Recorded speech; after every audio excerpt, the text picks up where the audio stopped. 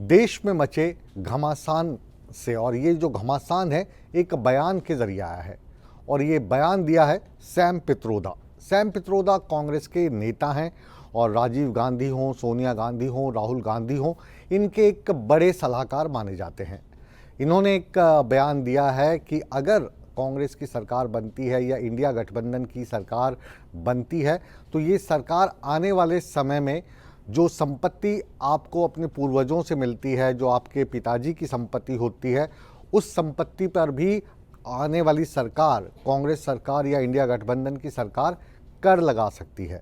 अब ये बयान आना था और इस बयान के बाद जो प्रधानमंत्री का बयान था कि आने वाले समय में अगर एनडीए की सरकार नहीं आती है, एनडीए की सरकार की बजाय इंडिया गठबंधन को आप चुनते हैं तो वो आपकी संपत्ति पर भी कर लेंगे और आपकी जो संपत्ति है वो इस हिसाब से बांटेंगे कि आप देखते रह जाएंगे। अमेरिका में ये जो बयान सैम पित्रोदा ने दिया था, लगातार जब भारतीय जनता पार्टी ने इस पर बवाल किया तो अब इस बयान से कांग्रेस ने अपना पल्ला झाड़ दिया है और कहा है कि ये जो बयान है उनका निजी बयान है। अब पूरा ये जो घमासान मचा है, भारतीय जनता पार्टी इसको लेकर लगातार विरोध प्रदर्शन कर रही है और सैम पित्रोदा का जो बयान है इसको प्रधानमंत्री ने आड़े हाथों लिया है और एक शायराना अंदाज में विरासत कर को लेकर उन्होंने क्या कहा है, देखिए बिग न्यूज़ बिग शो की ये पहली big report.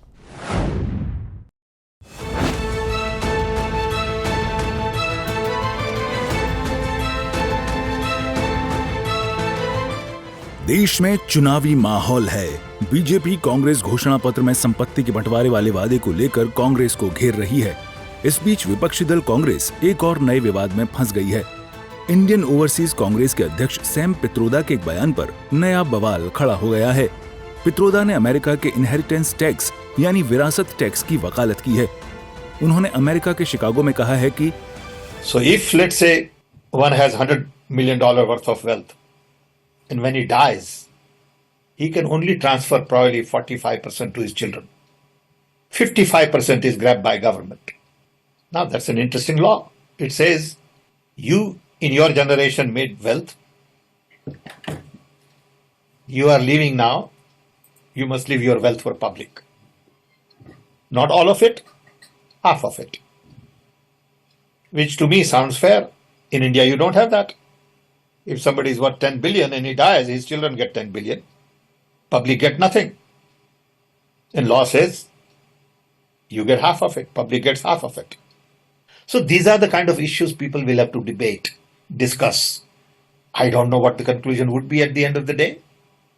But when we talk about redistributing wealth, we are talking about new policies, new programs that are in the interest of the people and not in the interest of super rich only. चलिए आपको तफसील से समझाते हैं कि विरासत tax क्या होता है जिसकी सैम पित्रोदा ने वकालत की है। भारत में पैतृक संपत्ति उसकी मृत्यु के बाद उसके कानूनी उत्तराधिकारियों जैसे बच्चों, पोते पोतियों या संबंधित लोगों को ट्रांसफर हो जाती है। इसी विरासत पर अमेरिका समेत कई देशों में इनहेरिटेंस टैक्स या विरासत कर लगता है। विरासत में मिलने वाली संपत्ति के ट्रांसफर होने से पहले ये टैक्स लगता है। अब सैम पित्रोदा के बयान पर सियासी बवाल मचना तो लाजमी ही था। प्रधानमंत्री नरेंद्र मोदी ने छत्तीसगढ़ के सरगुजा में कांग्रेस पर बड़ा हमला बोला। अब कांग्रेस का कहना है कि वो इनहेरिटेंस टैक्स लगाएगी, माता पिता से मिलने वाली विरासत पर भी टैक्स लगाएगी। आप जो अपनी मेहनत से संपत्ति जुटाते हैं वो आपके बच्चों को नहीं मिलेगी, बल्कि कांग्रेस सरकार का पंजा उसे भी आपसे छीन लेगा। यानी कांग्रेस का मंत्र है कांग्रेस की लूट। कांग्रेस का मंत्र है कांग्रेस की लूट, जिंदगी के साथ भी और जिंदगी के बाद भी। वहीं केंद्रीय मंत्री अनुराग ठाकुर ने कांग्रेस पर करारा प्रहार करते हुए कहा कि जैसे कांग्रेस सत्ता में रहकर वसूली करती है, वैसे ही आपकी मौत के बाद वसूली टैक्स यानी वंशानुक्रम टैक्स लगाने का सोच रही है।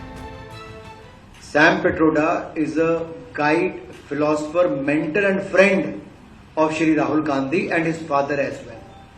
वो उस समय के उनके पिताजी के समय से हैं और देश से छिपा हुआ नहीं है।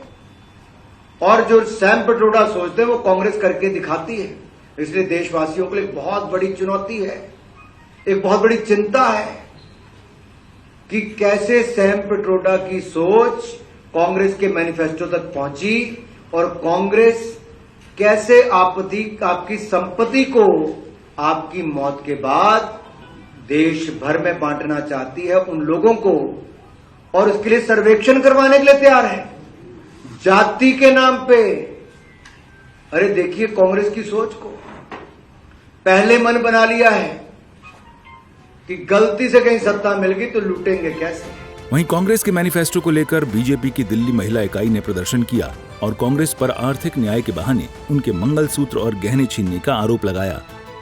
दिल्ली में भारतीय जनता पार्टी की तरफ से एक प्रोटेस्ट कांग्रेस के मैनिफेस्टो को लेकर तमाम महिलाएं यहां पे मौजूद हैं। महिलाओं की तरफ से ये प्रोटेस्ट किया जा रहा है। जो उन्होंने कहा है ना कि वो मंगलसूत्र उतार के अल्पसंख्यकों को दे देंगे या जिनके बच्चे ज्यादा हैं, हिंदुस्तान का चाहे मुस्लिम हो, चाहे हिंदू हो, चाहे सिख हो, चाहे ईसाई हो, अब सब पढ़े लिखे हैं, सब रोजगार चाहते हैं, सब विकास चाहते हैं।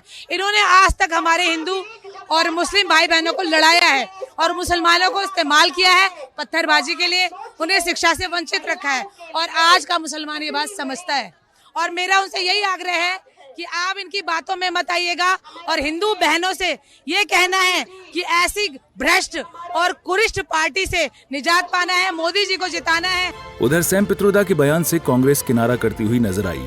कांग्रेस महासचिव जयराम रमेश ने कहा कि पित्रोदा का बयान भारतीय राष्ट्रीय कांग्रेस या पार्टी नेतृत्व का नहीं है। You know, Mr. Pitroda has been a friend, philosopher, guide, mentor to lakhs of people across the world, including me. He's also president of the Indian Overseas Congress. He's made numerous contributions to the development of India over the decades. Now, you know, he expresses his views on issues that he considers important very freely, and that's part of democracy. So he makes these comments in the US. He's made these comments in the US. While he's free to say whatever he has to say on issues on which he feels strongly, it's not always that he reflects the views of the Indian National Congress. And on this particular issue also, he's not reflecting the official position of the Indian National Congress. कुल मिलाकर कांग्रेस के घोषणा पत्र के बाद पित्रोदा की ओर से America में लग रहे विरासत टैक्स का उदाहरण सियासी भूचाल ला चुका है। सैम पित्रोदा ने बैठे बिठाए एक और मुद्दा भाजपा को दे दिया है और पीएम मोदी सहित उसे सभी बड़े नेता पूरे चुनाव में कांग्रेस के विचार के तौर पर पेश करेंगे तो कांग्रेस के लिए परेशानी का सबब बन सकता है। सूर्या समाचार के लिए दिल्ली से विनय सिंह की रिपोर्ट।